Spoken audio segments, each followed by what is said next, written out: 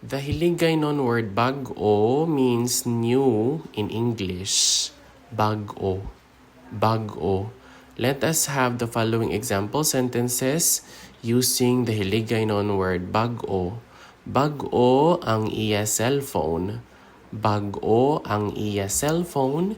His or her cell phone is new because iya is gender neutral. So bago is new, cellphone is cellular phone.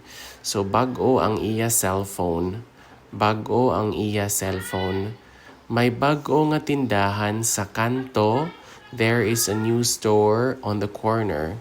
May bago nga tindahan sa kanto. And we say bago, that means new. And tindahan is a store. And then kanto is like the corner.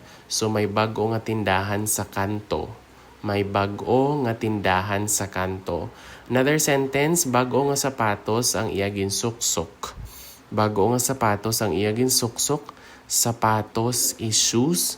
And then suksok is like to wear. So he or she is wearing a new shoes. Or he or she is wearing new shoes. Bago nga sapatos ang iya ginsuksok. Bago nga sapatos ang iya ginsuksok. Bago lang siya nag-abot sa barangay.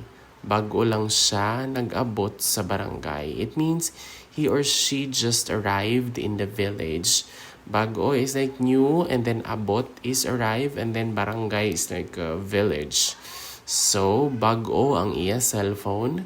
May bago nga tindahan sa kanto. Bago nga sapatos ang iya ginsuksok. Bago lang siya nag-abot sa barangay.